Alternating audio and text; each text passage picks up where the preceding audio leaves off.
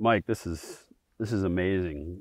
Where'd this come from? Where'd you find this? This came out of a small town outside of Atlanta. It was a guy named Bino. His father was an Indian dealer. They were the largest Indian dealer in the South. And as you can see, I mean, you know exactly what this is. This is a cutaway motor. This isn't something that they made a lot of.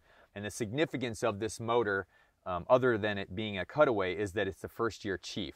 So this would have been something that they would have educated the dealers with when they came to the factory, you know, so they could go through the motion on the new motor and look at the flywheels and see what the difference is between it and the Scout. And go through the gears. If you notice the Schebler carburetor, the bowl is actually cut out here. There's actually a cork float in there. There's still a cork in there. I know, it's unreal. You know, the detail on this motor is incredible, and you know as well as I do that all of this was done by hand back then, a lot of it, you know. Is this something that you guys are still doing with these cutaways? I mean, anytime you do any significant technological advance, you know, you want to do something to communicate it to the public, and like you said, to the dealers. We don't do a lot of them. It's not like you casually go out and do this. It takes a lot of time. They're expensive, and it's pretty meticulous work, so it's not something you'd approach casually. And this one's really detailed. I mean, they really cut away a lot. I mean, to go to the trouble of doing the carburetor, to go to the trouble of doing the nickel on the cylinders. Yeah. Yeah. But a lot of people, when they look at something like this, even if you don't like motorcycles, you know, even if you're not a real true enthusiast like a lot of us are, it's a piece of art. It's art in motion. Yep. And I think that's what's cool about it. There's a level of craftsmanship that goes hand in hand with the work that they were doing. And yeah, it's super inspiring. You see something like this and you see all the love that went into it. You know, I can just read the love right out of it. So Mike, what about this?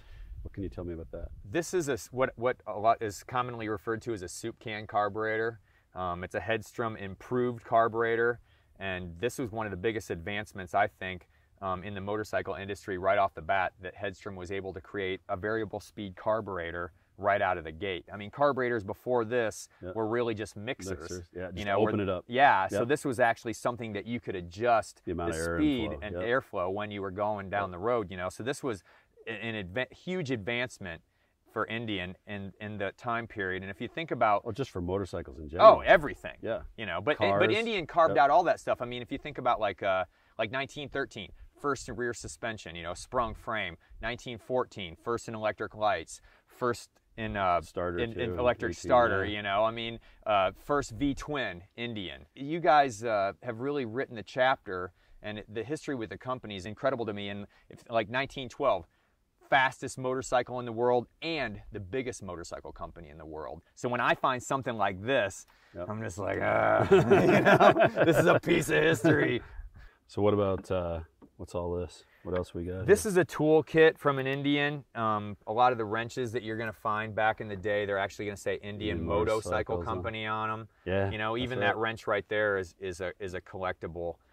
These goggles, you know, this speaks to the board track, the wrecking crew, the overhead valve stuff. You know, with motorcycles in general back then, they didn't make specific helmets, they didn't make specific eyewear, anything like that. All of that stuff came over from the aviation industry, you know.